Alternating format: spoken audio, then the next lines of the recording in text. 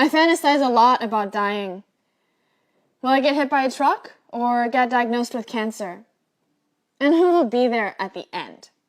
How many friends will show up? How many exes fly in for the funeral?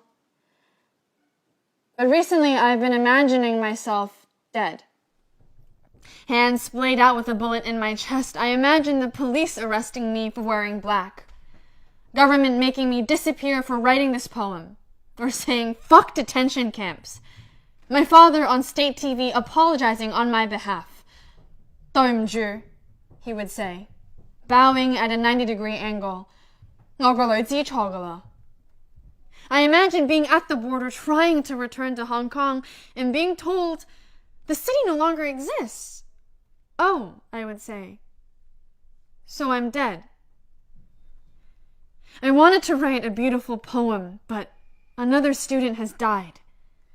Another 21-year-old shot for wearing black, another 15-year-old girl's body found at the bottom of the ocean, another campus of students writing their death notes as I speak. Today is the 162nd day Hong Kong fights for its survival, and I want to tell you an accurate story of just facts. My name is Stefani Kuo, Guo佳怡.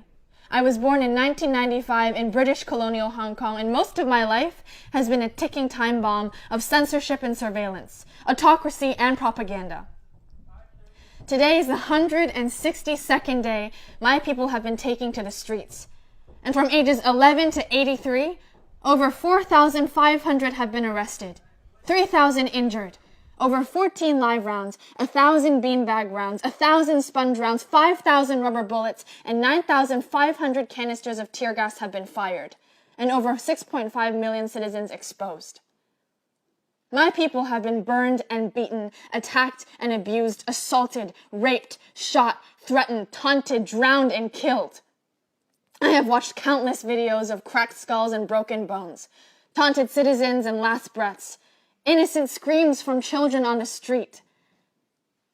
Another student has died. He fell, they say. It was an accident, they say, from a third-story parking lot, they say. When he died, the policemen laughed, declared they would pop champagne to celebrate the death of another cockroach. So I want this to be a good story. I want to say, go ahead, China. Make me disappear. Arrest me for writing ugly, accurate words. Ban me from a country that has never protected my people, because these are my people. That 21-year-old shot in the stomach at 8 in the morning. Pedestrian run over by a police motorcade. Social worker shot and blinded in the eye with a rubber bullet. Woman arrested and raped by 4 police officers. 14-year-old kid locked away for owning a laser pointer. They all could have been me. Every morning I wake up to images of cracked skulls on the streets in a country that will fall at China's feet for trade and investment, the NBA and a booming American economy. I used to think about dying, to think about who would be there at the end, who really cared. But I've realized that it doesn't matter who comes in the aftermath. This is a country founded on freedom and democracy, voices of the people and the right to vote, so why does it feel like it's laying in bed with a communist regime? It has been 162 days, and no government recognized by the UN, not even the UN itself, has come to support my city. No nation bold enough to forgo Chinese money in exchange for humanity, to stand up for murdered Muslims or the sovereignty of Taiwan, fight to free Tibet or teenagers dying on the streets of Hong Kong. If this is a eulogy, does this mean I belong to America? Does this mean I have to stay here, to call a place that did not save my home, home?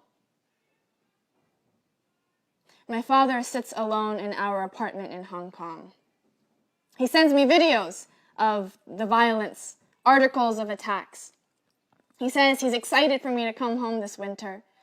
He says, "It's dangerous out there. Don't go out on the streets. You could die." I imagine myself leaving home for the last time. Sometimes it looks like tear gas, like being crushed to the ground by officers and beaten by batons, but most of the time, it looks like being here, in America. taking pictures of sunsets and sipping wine out of a cup made by people trapped in a regime that does not recognize humanity. Another student has died. I know. The story gets old. So here's a poem. There is a gathering in America.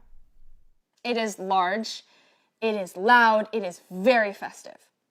There are 327 million people on their feet, and they all speak Cantonese. They're all chanting, 香港人加油,香港人唔好放棄. It is a celebration and not a funeral, a poem and not a eulogy. It overflows out of America, and nobody's wallet relies on China. They all turn to me, all these Americans, to this dot of an island called Hong Kong, and they say, we're going to make sure this happens. We are going to make sure you survive. And for a brief moment, doesn't that sound beautiful?